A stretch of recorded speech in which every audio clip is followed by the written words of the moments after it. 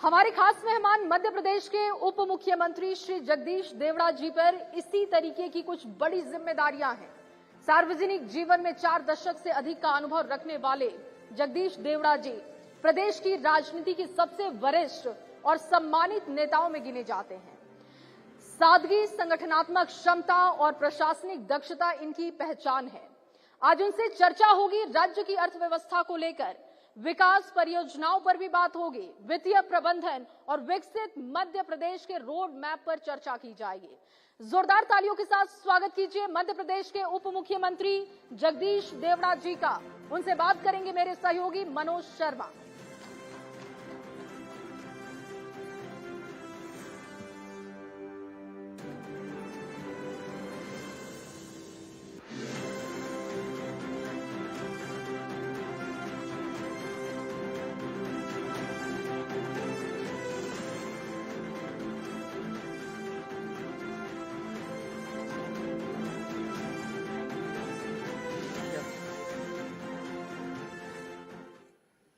उप मुख्यमंत्री जी देवड़ा जी, आपका न्यूज़ 18 इंडिया के डायमंड स्टेट समिट में आपका स्वागत है। क्योंकि ये एक ऐसा मंच है जिसमें हम कोशिश करते हैं कि आपने मध्य प्रदेश में जो कहते हैं कि कोई भी घर हो, कोई भी सरकार हो, कोई भी प्रदेश हो, कोई भी देश हो, बगैर पैसे के तो चलता नहीं है। और आप हैं मध्य प्रदेश के वित्त मंत्री, तो हम सूबे की सेहत जो है, वित्तीय सेहत आपसे समझना चाह रहे हैं, कैसी चल रही है आपकी नज़र में भी? पहले तो आपको बहुत बहुत धन्यवाद मनोज जी। न्यूज़ 18 का भी मैं बहुत धन्यवाद कर रहा हूँ, आपने याद किया, हम आए और बाकी तो सारा ठीक है। सर, वित्तीय सेहत जानना चाहती है जो हमारी ऑडियंस है, वो समझना चाह रही है कि मध्य प्रदेश की वित्तीय सेहत जो है वो अभी कैसी है, आपके आंकड़े क्या कह रहे हैं? वित्तीय सेहत मध्य प्रदेश सरकार की हमारे यशस्वी मुख्यमंत्री डॉक्टर मोहन यादव जी के नेतृत्व में बहुत ही अनुशासन में है, बहुत ही वित्तीय प्रबंधन बहुत ही कुशल है और सभी क्षेत्रों में डेवलपमेंट हो, सभी क्षेत्रों का ध्यान रख करके और वित्तीय प्रबंधन हमारा इस सरकार का चल रहा है। सर, ये विपक्ष, लेकिन जब मैं देखता हूं कि अक्सर विपक्ष की तरफ से लगातार आप लोगों पे, आपने कहा कि डिसिप्लिन अनुशासन में है, और विपक्ष कहता है कि आपका जो कर्ज है वो लगातार बढ़ता जा रहा है। किसी भी सरकार की स्थिति, वित्तीय प्रबंधन, कर्ज कितना लिया कितना नहीं लिया, मुझे लगता है इस पर आकलन करना ये न्यायोचित नहीं है। कर्ज सरकार लेती है और मुझे लगता है कि हिंदुस्तान की कोई प्रदेश की सरकार ऐसी नहीं होगी जो कर्ज नहीं लेती होगी। कर्ज के नियम बने हुए हैं, भारत सरकार की गाइडलाइन बनी हुई है, FRBM का नियम बना हुआ है और GSDP का 3% कर्ज लेने का एक लिमिट है। विशेष परिस्थिति में और कुछ ऊर्जा के लिए है, कहीं है तो कुछ परिस्थिति में और ज्यादा लिया जा सकता है, लेकिन कर्ज लेकर के पूंजीगत व्यय में खर्च करना, मैं इसको ये कहता हूं, हमेशा मैंने विधानसभा के फोरम पे भी कहा है कि कर्ज मतलब निवेश है। ये प्रदेश के विकास के लिए, ये निवेश करने के लिए कर्ज लिया जाता है। कर्ज लेकर के राजस्व मद में खर्च नहीं किया जाता, कोई वेतन भत्ते इसमें नहीं होता है। कर्ज लेकर के विपक्ष तो कहता है कि कर्ज लेके घी पी रहे हैं। अब वो उनके अपने बोलने की भाषा है, लेकिन ये बहुत हल्के स्तर की बात होगी कि कर्ज लेकर के कोई घी पी रहे हैं। ये एक उक्ति है, कह देते हैं, लेकिन गंभीरता नहीं है इसमें। मुझे लगता है कि एक भी बार मध्य प्रदेश में भारतीय जनता पार्टी की सरकार में, और अभी भी पहले भी मुझे अवसर मिला, वित्त विभाग में काम करने का अवसर मिला, लेकिन पहले भी पूंजीगत व्यय के लिए ही कर्जा लिया। एक नया पैसा भी उसमें से कहीं राजस्व मद में खर्च नहीं हुआ। मध्य प्रदेश में सड़कें बनी, सिंचाई योजनाएं शुरू हुई, शिक्षा के क्षेत्र में, चिकित्सा के क्षेत्र में, डेवलपमेंट के क्षेत्र में, क्योंकि इससे आर्थिक गतिविधि भी बढ़ती है और रोजगार भी उपलब्ध होता है। तो ये सारी चीजें इस पर निर्भर होती है। और सबसे बड़ी बात मैं कहना चाहता हूं कि कर्ज लेकर के समय पर देना, ब्याज समय पर देना, डिफॉल्टर नहीं होना, आज तक कोई एक भी बार डिफॉल्टर नहीं एक हुआ। भी बार कभी डिफॉल्टर होने का ये नहीं आया। इसलिए बार बार इसको कहना, हमेशा विपक्ष के पास मुझे लगता है कि एक ही बात, जब भी विधानसभा चलती तब कहते हैं कि आपने कर्ज लिया। अरे भाई, कर्ज लिया तो कर्ज लेकर के काम किया, आपकी सरकारें रही उस समय, तो मुझे लगता है कि ये सब डेवलपमेंट हुए नहीं।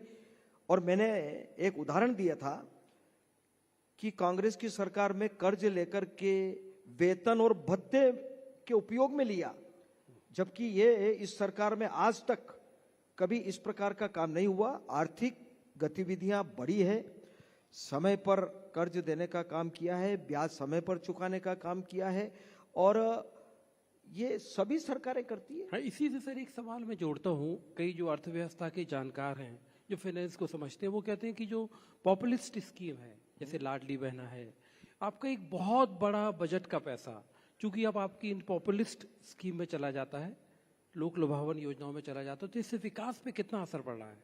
विकास में तो मुझे लगता है कि मध्य प्रदेश में न कोई सिंचाई योजनाओं में कभी अंतर आया, न कोई सड़कों का जाल बिछा, चाहे 2 लेन हो, 4 लेन हो, 8 लेन हो। आप देखें पूरे मध्य प्रदेश में जो पहले की स्थिति, 2003 के पहले की स्थिति और आज की स्थिति अगर आप देखेंगे तो जनता खुद कहेगी कि वास्तव में मध्य प्रदेश में रोड की स्थिति काफी संतोषजनक है, अच्छी व्यवस्था है।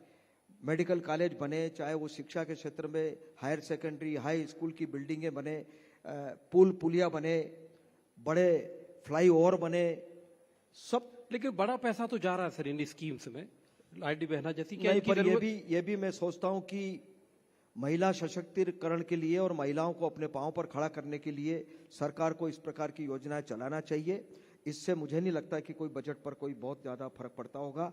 सरकार जैसा आप बता रहे हैं, तो रेवेन्यू हमारी कैसे बढ़े और जनरेट कैसे हो, आय के कैसे साधन बढ़े, इसके लिए हमने जीएसटी में भी और भी हमारे पर्यटन की दृष्टि से और भी कई क्षेत्र जिसमें टेक्नोलॉजी की दृष्टि से, तकनीक की दृष्टि से हम उसमें इजाफा करने के लिए लगातार हम बढ़ रहे हैं, ताकि हमारी आय भी बढ़े हमारी, और सरकार का यह कर्ज अगर कम पड़े तो हम आगे बढ़ेंगे। राजनीति की पाठशाला के गुरुजी कहते हैं हम आपको, क्योंकि आप 7 बार आपने चुनाव जीता, और जब 2018 में मध्य प्रदेश में कांग्रेस की सरकार बनी और उस समय किसानों पर फायरिंग हुई थी, उसे एक बड़ा कारण माना जाता था कि उस समय जो फार्मर्स फायरिंग थी उसमें, लेकिन मल्हारगढ़ मतलब जहां से आंदोलन शुरू हुआ किसानों का, वहां से आपने कौन सा ऐसा, मतलब क्या है ये राजनीति की पाठशाला? क्योंकि अभी दिल्ली में कितना जैन जी का भी इतना वो हुआ आंदोलन जैसा उन्होंने किया, मतलब ये क्या है, मतलब आप कैसे जीत जाते हैं?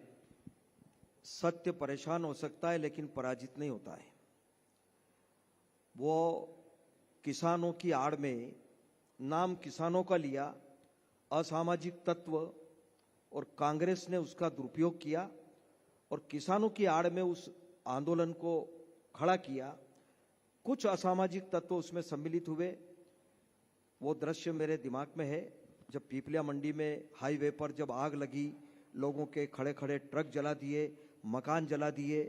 वो सारी स्थिति बाद में जब स्पष्ट हुई, जिन नौजवानों को उन्होंने उकसा करके, उनमें हवा भर भर करके उनको उत्तेजित किया और उन्होंने पुलिस थाने को घेरने का काम किया, आग लगाने का काम किया, तो फिर मजबूरी में पुलिस ने उस समय गोलियां चलाई। 4 नौजवानों की उसमें हत्या हुई थी।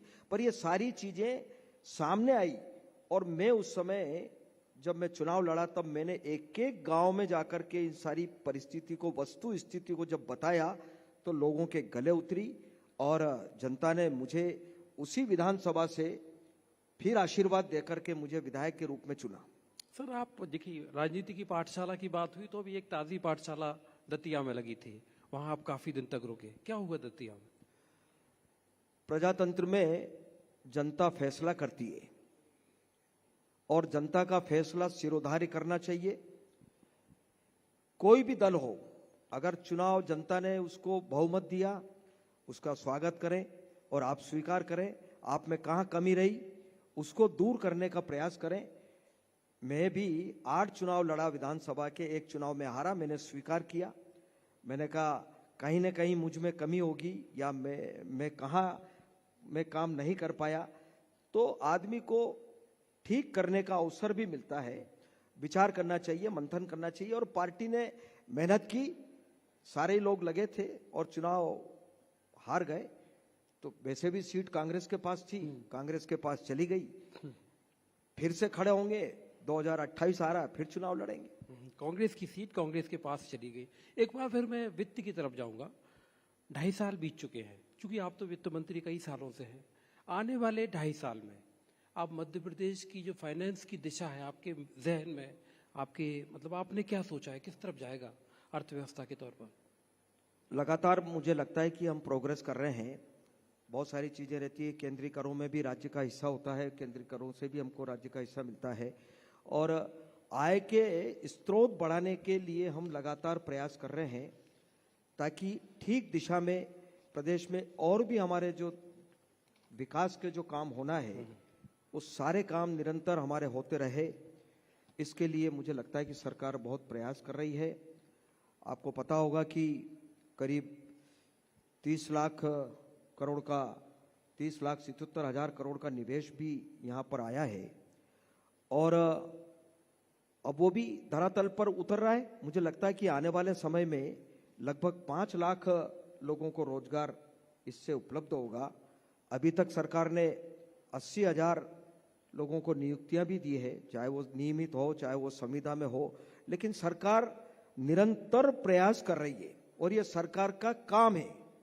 मैं इसको इस तरीके से लेता हूं कि कोई भी सरकार जनता के लिए काम करे, विकास के काम करे, जन कल्याणकारी योजनाएं चलाए, तो ये किसी जनता के माथे पर कोई एहसान नहीं है। ये सरकार का राजधर्म है, सरकार को करना ही चाहिए। पर यह दुर्भाग्य है कि पहले जो सरकारें रही है, मैं उसमें नहीं जाता हूं कि 2003 में कौन बैठे थे, लेकिन जिस गति से डेवलपमेंट अभी हो रहा है, सड़कों का हो, सिंचाई का हो, पुल पुलिया का हो, फ्लाईओवर का हो, रेलवे स्टेशन में हो, केंद्र में यशस्वी प्रधानमंत्री नरेंद्र मोदी जी ने जिस प्रकार से 8 लाइन, ये सारे रेलवे स्टेशन, एयरपोर्ट, जो दृश्य दिख रहा है देश का, जो डेवलपमेंट हुआ है, ये पहले नहीं हुए। अगर इस गति से, जब देश की आजादी के बाद अगर जो लोग बैठे थे वो अगर इस गति से करते, तो मुझे नहीं लगता कि आज कोई जनप्रतिनिधि अगर कोई गांव में अगर दौरे पर जाता तो उसको कोई आवेदन देने के लिए तैयार होता कि हमको ये समस्या रह गई। लेकिन ये जो भी सरकार बैठती है उसका राजधर्म है, उसको करना चाहिए। ये किसी के माथे पर कोई एहसान नहीं है। जगदीश देवड़ा भी अगर वित्त मंत्री बनके, अगर कोई डिप्टी सीएम बनके कोई काम करते हैं जनता के बीच में जाकर के, तो ये मेरा राजधर्म है, मुझे करना ही चाहिए। एक सवाल सर, जो बीच में आपने निवेश की अभी बात कही, तो ग्लोबल इन्वेस्टर समिट होती हैं, अलग अलग उद्योगपति आते हैं, लेकिन आपके हमारे मध्य प्रदेश में बीते 2 सालों में आप लोगों ने, डॉक्टर मोहन यादव ने, आप लोगों ने शुरुआत की, मुख्यमंत्री ने, कि रीजनल इन्वेस्टर समिट आपने की छोटी छोटी जगह पर, होशंगाबाद में या रीवा में या छोटे छोटे संभागीय डिवीजन स्तर पे, उसके कुछ आपको नतीजे सामने आए? बहुत सारी जगह मैं एक एक करके नहीं बताना चाहता हूं, लेकिन ये जरूर है कि ये मैं मुख्यमंत्री जी को धन्यवाद दूंगा इस मामले में कि उन्होंने बड़ी बड़ी जगह, इंदौर हो गई, भोपाल हो जाती है, इंदौर हो जाती है, कहीं 1-2 क्योंकि ये नया कॉन्सेप्ट था, पहली बार हुआ। लेकिन ये छोटे छोटे स्थान पर अगर ये होगी तो वहां के छोटे इंडस्ट्री लगाने वाले, छोटे छोटे उद्योगपति, सबको एक अवसर मिलता है। क्योंकि किसी को भी एक मंच चाहिए, एक कोई माध्यम चाहिए। तो मुख्यमंत्री जी ने वास्तव में ये अच्छी पहल करी कि अनेक स्थानों पर इस प्रकार की जो इन्वेस्टर्स समिट जो करी है, उससे काफी मुझे लगता है कि लाभ होगा और कई छोटे छोटे जो उद्योगपति, जो छोटे उद्योग लगाना चाहते हैं, वो आगे बढ़ेंगे। सर, एक एक्साइज भी चूंकि आपका विषय है, तो इलीगल लिकर ट्रैफिकिंग जो होती है, मतलब आसपास के राज्यों में मध्य प्रदेश से अगर शराब इस तरह से जाती, तो उसके कंट्रोल करने के लिए आपकी तरफ से क्या मैकेनिज्म है और कितनी कंट्रोल हो पाई है? समय समय पर विभाग अपनी कार्रवाई करता है। जहां जहां भी इस प्रकार की जानकारी मिलती है, ऐसे बड़ी संख्या है जहां पर जिन लोगों के खिलाफ अपराध पंजीबद्ध भी हुए, प्रकरण भी बनाए गए, और जहां लीकेज है उस लीकेज को रोकने का काम भी विभाग ने भी किया और पुलिस डिपार्टमेंट की ओर से भी होता है। दोनों का मिला जुला ये असर होता है। मुझे लगता है कि काफी कमी आई है इसमें। सर, एक एनडीपीएस एक ऐसा विषय है कि चूंकि आप उसी एरिया से आते हैं, ओपीएम एरिया से आप आते हैं, और एक मैं बड़े स्तर पे इस सवाल का एक जवाब, आप एक इतने लंबे दीर्घ पॉलिटिकल एक्सपीरियंस आपके पास है, आपको क्या लगता है, क्योंकि आपके इलाके में ज्यादातर केस बनते हैं कि सारे एनडीपीएस के केस होते हैं, ओपीएम की खेती लोग जिसकी वजह से होते हैं, आपको पता है, कैसे इस समस्या से निजात कैसे मिले? अब यह विषय केंद्रीय सरकार का है, केंद्र सरकार का है, और वित्त मंत्री आदरणीय निर्मला सीतारमण जी से भी कई बार प्रतिनिधिमंडल भी मिला है। यह बात सही है कि मंदसौर जिला, नीमच जिला, राजस्थान, जहां पर ओपीएम बहुत बड़ी मात्रा में होता है और कई लोगों को इसका सामना भी करना पड़ता है कि वहां पर कई प्रकरण ऐसे बन भी जाते हैं, जो निर्दोष लोग भी फंस जाते हैं कोर्ट के माध्यम से, फिर वर्षों तक छूट नहीं पाते हैं। ये स्थिति बड़ी विकट परिस्थिति है वहां पर। लेकिन जैसा आपने कहा है, तो कोशिश जरूर की जा सकती है कि केंद्र से बात करके, क्योंकि चूंकि ये जो अफीम है ये दवाइयों के काम में आती है, मेडिसिन के काम में आती है, और इससे और भी कई चीजें बनती है जो नई पीढ़ी को मुझे लगता है कि बर्बाद भी कर रही है। ये समाज के पूरे समाज के विचार का विषय भी है। और आपने ये विषय कहा है तो मेरे मन में भी बहुत बार ये विषय आता है, तो कहीं न कहीं जाकर के उचित स्थान पर निर्मला सीतारमण जी से या कहीं उच्च स्तर पर केंद्र में जाकर के जरूर बात करेंगे। सर, 2028 में जब चुनाव होगा तो आपकी पार्टी, चूंकि इसके पहले मैं एक सवाल आपसे पूछूंगा, क्योंकि नई पीढ़ी के काफी लोग बैठे हुए हैं, आपने भी बीच में देखा कि एक जो जेन जी बड़ा चर्चा में आया कि जेन जी, आपकी नजर में अब मतलब आप क्या सोचते हैं? युवा कि की बात करें, युवा है। हाँ। ये सब मुझे लगता है कि दिशा से भटकने वाला काम है। युवा पीढ़ी को ठीक दिशा में ले जाने का काम समाज को करना चाहिए। ये सबका दायित्व है, किसी एक का दायित्व नहीं है। ये पूरे देश के सामने बहुत बड़ा विषय है। इसको बहुत गंभीरता से लेना चाहिए कि हमारी युवा पीढ़ी संस्कारित हो, ठीक दिशा में जाए, ठीक दिशा में काम करे। ये चिंतन का विषय है और ये देश के तमाम लोग समझते हैं, पर इस पर कहीं ना कहीं मुझे लगता है कि आना चाहिए। 2028 में अगला चुनाव जो होगा, क्योंकि आप तो राजनीति की पाठशाला की अभी हमने बात की थी, 28 के आपको क्या लग रहे हैं, मध्य प्रदेश के मुद्दे क्या बनेंगे? विकास। लोग क्या चाहते हैं? लोग डेवलपमेंट चाहते हैं, विकास चाहते हैं, रोजगार चाहते हैं, शिक्षा, चिकित्सा, सिंचाई, बिजली, ये सब मूलभूत आवश्यकता की पूर्ति हो। व्यक्ति ये चाहता है, रोजगार भी मिले, गरीब लोगों के लिए कल्याणकारी योजनाएं जैसे आवास है, सब लोग चाहते हैं। और किसी भी सरकार के लिए लोगों के सामने एक ही विषय रहता है कि भाई कौन सी सरकार ऐसी है जिनने काम किए, और जनता की अदालत में जाकर के खड़े होकर के जनप्रतिनिधि को बताना होता है। ये 5 वर्ष में हिसाब किताब देने का टाइम आता है कि आपने क्या खोया, क्या पाया। ये जनप्रतिनिधि को बहुत साफ बताना होता है कि 5 वर्ष में आपने क्या किया, आपकी सरकार ने क्या काम किए। इसका लेखा जोखा जनता के सामने जाना चाहिए, और जनता की अदालत फैसला करती है, दूध का दूध, पानी का पानी कर देती है। कोई किसी व्यक्ति को बख्शने का काम नहीं करती है जनता। आपने निर्णय देखे होंगे, हर चुनाव में कई निर्णय देखे हैं, चाहे किसी भी दल के हों, लेकिन लोग चुनाव तो एक तरीका है, हरा देते हैं। एक सत्ता और संगठन में लंबे काम करने के बाद मैं आपसे मतलब एक जवाब चाहूंगा कि आप खुल के जवाब दें कि आपका एक सबसे बड़ा सबक सत्ता और संगठन में इतने लंबे काम करने के बाद आपको लगता है कि ये एक बड़ी चीज है जो हमेशा आपके जूनियर्स को भी फॉलो करना चाहिए। मैं भी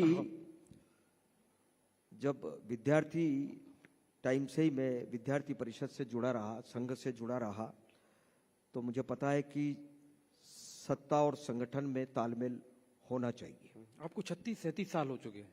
हाँ, मेरे को 35-36 साल हो गए। हाँ। 8 चुनाव हो गए, ये सब जनता के आशीर्वाद से, आप सबके आशीर्वाद से। लेकिन संगठन सर्वोपरि होता है, संगठन बहुत महत्वपूर्ण होता है और उसी के माध्यम से ये सत्ता में आने का काम, जनता के बीच में जाने का काम, पार्टी का काम खड़ा होता है। और बहुत सारी चीजें तालमेल आपस में, जैसे अभी सरकार में भी है, तब भी सत्ता और संगठन का तालमेल होना ही चाहिए। जैसे मंत्रिमंडल में भी मुख्यमंत्री के साथ सारे मंत्री अपने अपने विभाग का काम बड़े जिम्मेदारी के साथ करते हैं। मेरे पास विभाग है, मैं अपनी जिम्मेदारी से करता हूं। तो सब लोगों की जिम्मेदारी खुद को निभाना पड़ती है और बताना पड़ती है, क्योंकि ये क्षेत्र तो ओपन है, सबको दिखता है, पारदर्शिता रहती है, कौन व्यक्ति क्या कर रहा है आजकल किसी से छिपता नहीं है। इसलिए मुझे लगता है कि मेरा तो टाइम संगठन में ही ज्यादा निकला है, इसलिए मुझे पूरा अनुभव है कि संगठन बहुत सर्वोपरि होता है। एक वित्त मंत्री के तौर पे क्या कहूँ आपको मैं, मतलब बाकी लोगों से, क्योंकि मैं फीडबैक आते रहते हैं हम लोगों के पास, आप कंजूस वित्त मंत्री हैं क्या? नहीं, कंजूस नहीं है, मतलब कहीं सभी व्यक्ति अपना परिवार चलाते हैं तो फिजूल खर्ची रोकने के लिए सब लोग प्रयास करते हैं कि किसी प्रकार का घर का बजट भी रहता है तो घर के बजट में भी व्यक्ति सोचता है कि भाई फालतू के खर्चे, इधर उधर के खर्चे जरा रोकना चाहिए, तो ये करना ही चाहिए।